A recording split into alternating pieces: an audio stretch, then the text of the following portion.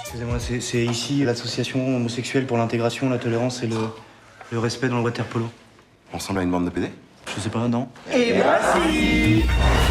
Vous avez rencontré notre nouveau coach? Vous le reconnaissez pas?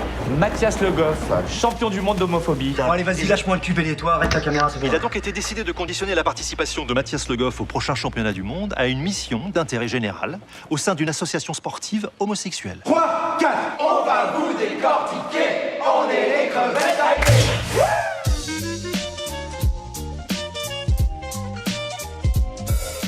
Parce qu'on est dans une période où je pense qu'il faut dépasser un peu tout ce qui fait que les gens se vivent pas bien ensemble, ne se regardent plus, se ghettoisent un petit peu chacun dans ses schémas de pensée. Et voilà, on avait envie de faire un film qui appelle un peu au vivre ensemble, quelle que soit sa sexualité, quelles que soient ses opinions, quelle que soit sa place dans la société.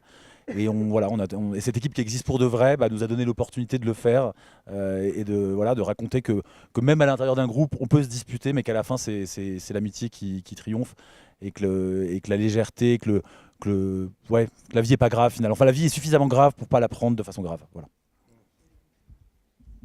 Ça, c'est la version officielle. Maintenant, Cédric peut nous donner la officieuse.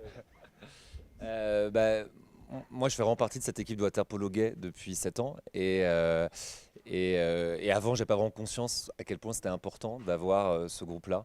Et en fait, c'était un espèce de coup de foudre amical.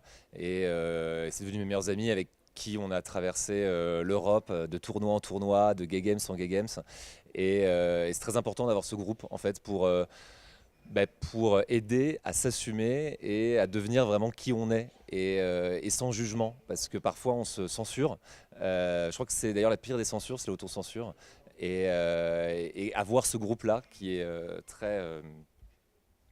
qui est pas du tout dans le jugement, etc. Ça nous aide à nous assumer.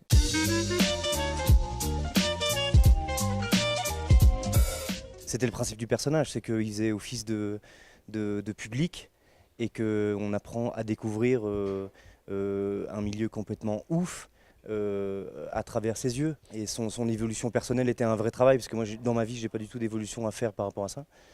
Je suis dans l'acceptation la plus totale par rapport à ce genre de truc. Et donc...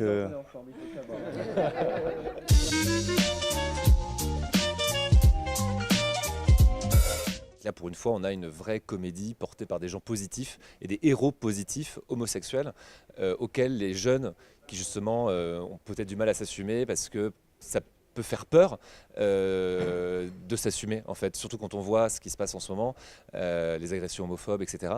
Et bien là, c'est rassurant d'avoir ces modèles-là et d'avoir surtout des héros positifs, c'est-à-dire qu'on a envie d'être gay, en fait, quand on voit le film. En tout cas, c'était l'objectif, sans faire de prosélytisme non plus, mais c'est vrai que parfois les films sont très sombres, les films qui étaient faits sur la communauté homosexuelle jusqu'à présent, et pouvaient faire peur justement de se dire « je vais me déclarer homosexuel », je vais l'assumer, mais en même temps, le pire m'attend en fait. Et j'espère vraiment que ce film va pouvoir faire avancer les choses, parce qu'il faut.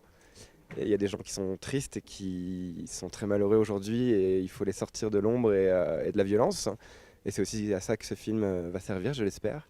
Et mon rôle peut être peut-être un peu risqué, parce que je ne suis pas une femme transgenre. Et je suis Romain Brault, travesti, et je l'exerce en tant que passion, aussi en tant que profession et en tant que façon de faire la fête. Et j'adore aller acheter mes œufs parfois en talons aigus, mais c'est mon propre style de vie et je l'adore. Maintenant, si je suis solaire, c'est aussi parce que je suis très heureux d'être ainsi.